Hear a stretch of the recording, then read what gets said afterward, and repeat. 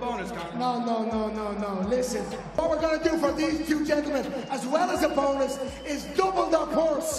They're getting double paid. That's it straight. Well done, gentlemen. You're getting double paid and bonuses. Thank you. Conor McGregor, dressed in expensive vacation clothes, leaning forward and suddenly throwing two quick punches at a man named Joe Gomez. There was no shouting first, no warning, just the smack of fist on face. People nearby gasped and backed away, and Gomez, who works summers at Ibiza night spots, blinked in shock, but didn't fall. Wayne Lineker, a well-known club owner who was only a few steps away, later said Gomez had done absolutely nothing to spark the attack. He described his employee as gentle, a guy who never even raises his voice. That made the punches seem even meaner. McGregor's friends hustled him farther into the crowd, while security separated everyone else. Because Conor is a huge star, he often gets free tables and drinks, but Lineker hinted that those perks might disappear now. Some asked if Gomez would go to the police, but friends said he mostly felt stunned and unlucky, like someone struck by random lightning. He had a vacation planned anyway, and told people he just wanted the week to end. These guys, they think I'm finished. He said he's gonna retire me. I took that personal. Bellator, y'all don't know what y'all messing with. I'm a monster.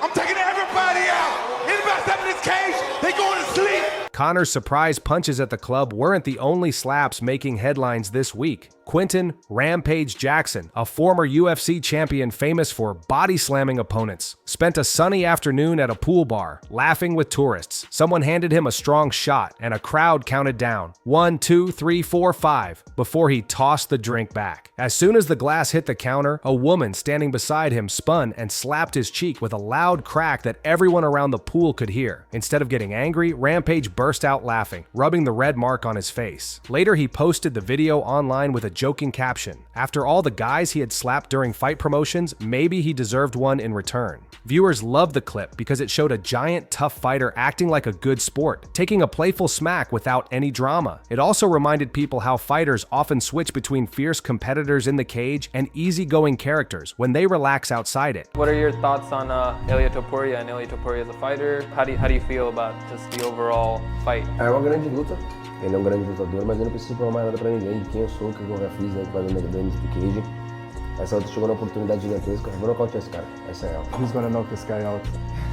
While drama swirled off stage, Charles Oliveira stayed calm before his huge lightweight title fight against Ilia Topuria. Topuria tried the classic fight game tactic of trash talk, posting training videos and telling Charles not to forget to bring a pillow, hinting that Oliveira would get put to sleep. Instead of firing back online, Charles laughed and went to the gym. He told reporters he's been in the UFC for 15 years. He joined as a teenager and learned that words mean little once the cage door closes. Early in his career, rivals teased him, saying he quit under pressure or had weak hands. He answered by choking them out or knocking them cold. Now he feels like a lion among lions, confident that showing up healthy and focused on fight night is all that matters. With 2 weeks left in camp, his plan is simple. Stay happy, train hard, hug his family, and walk forward once the bell rings. By ignoring Ilia's insults, he believes he makes more money and saves energy for the only statement that counts, getting his hand raised. And Conor McGregor, if you still have some balls, I will be waiting for you in Spain. Ladies and gentlemen, the new champion, Ilia Topuria!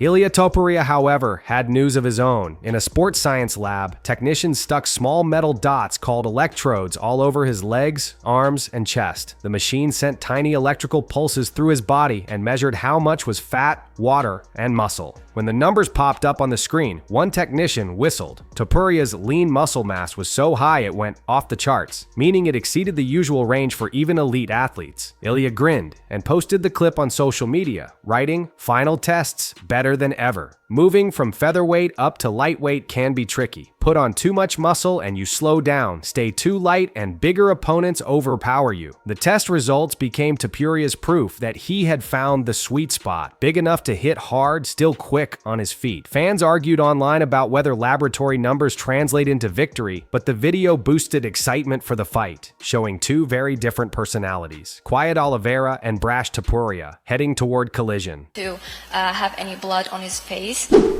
What do you think is going to happen on the 21st? What are your thoughts about it? If he's not expecting to have any blood, then he's not really ready for war. This guy gets hit more than he hits anybody. Like that's literally a stat of his whole career. Like that's a wild statement. Trash talk also heated up between light heavyweights Jamahal Hill and Khalil Rountree. During a media scrum, Khalil promised reporters there would be no blood on my face after their upcoming bout, claiming he would walk out looking untouched. Jamahal saw the clip, laughed, and reposted it with a LOL OK bro message. He then added a screenshot of official UFC stats. Khalil lands 3.7 significant strikes per minute but eats 4.5, meaning he usually gets hit more than he hits others. Jamahal told journalists that if Rountree truly believes he can stay spotless, he doesn't grasp the war ahead. Hill predicted he would split Khalil's skin early, forcing him to confront reality. He called Rountree a weirdo for manufacturing fake beef, but admitted any fuel that gets a fighter to the cage is fine. Their back and forth turned what had been a solid undercard matchup into something more personal, heightening suspense about whether Khalil's face or Hill's prediction will prove correct. I hope it's not Dustin Poirier's last fight, but I think if you can be his last fight and get one back, it would be sad, but at the same time, you know, a win for you. Hey, that'd be nice. The Diamond, sign me up, bro. I love that guy.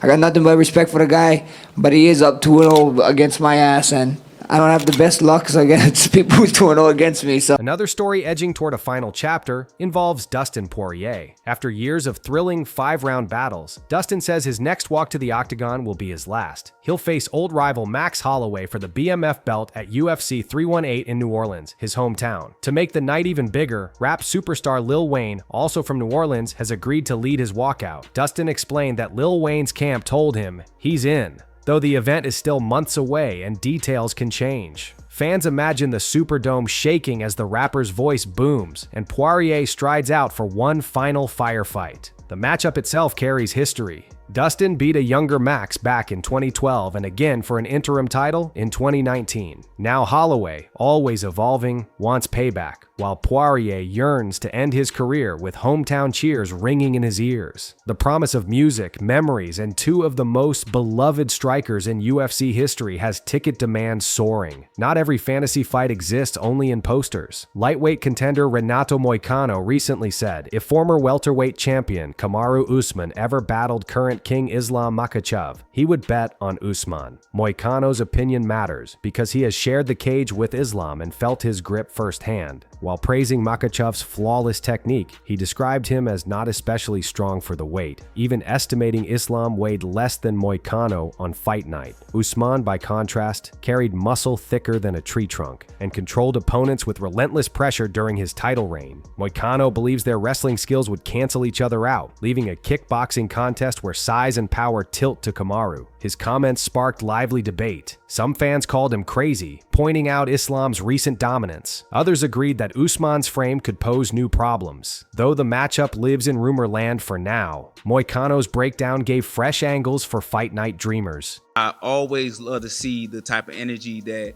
fighters give other people and to see if they will give to me. And with Kamaru Usman, I feel like a lot of fights that, he had and a lot of opponents that, he would go back and forth with, whether that's Masvidal, whether that's Leon, whether that's Kobe Covington himself, he was quiet with me, right?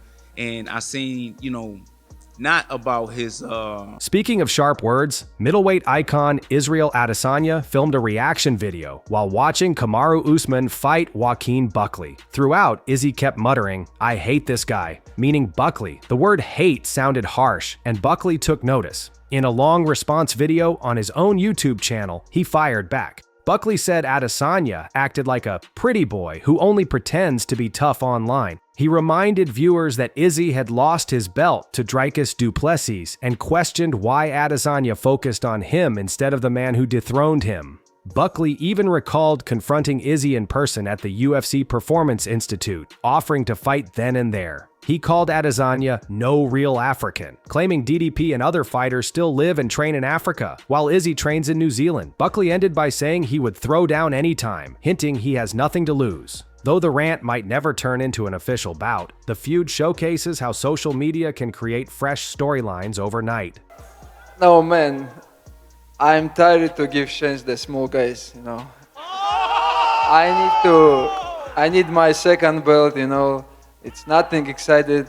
He's a good fighter, he's a good skills fighter, but I don't want to give him chance. I need second. When headlines claimed Islam Makhachev planned to retire after only 3 more fights, fans panicked. His coach, Javier Mendez, soon clarified the mix-up. During an interview, Mendez had speculated that because Khabib Nurmagomedov retired at age 32 with a 29-0 record, Islam might choose a similar path, maybe fighting 3 more times. Reporters turned that guesswork into near fact. Mendez pushed back, explaining Islam never said those words. He did. In reality, Islam could fight 7 or 8 more times if his body stays healthy and the passion remains. Mendez joked that he is only the passenger in the car, Islam is the driver. The lesson rang clear. Quotes can travel far once they hit the internet, and context can vanish like smoke. For now, lightweight fans can breathe easier, knowing their champion's future is still wide open. Finally, 2 upcoming matchups promise raw action. In the heavyweight division, veteran Curtis Blades welcomes newcomer Rizvan Kuniev at UFC Baku. Kuniev owns a 10-1 record, his only blemish a no contest after a positive test. Blades admitted surprise that someone that skilled hadn't reached the UFC sooner, but warned that experience and wisdom give him the edge. Heavyweight punches, he noted, feel like bricks, yet he has faced monsters like Francis Ngannou twice and survived. Meanwhile, over at lightweight, Rafael Fiziev hopes to snap a 3-fight skid against tall, forward-marching Ignacio Bahamondes. Fiziev called the bout bone on bone, picturing both men charging ahead until someone bleeds. He even welcomed the risk, saying dangerous nights create memorable triumphs. Fans craving brutal stand-up wars circled both fights on their calendars, eager to see whether proven veterans hold steady or hungry challengers steal the spotlight.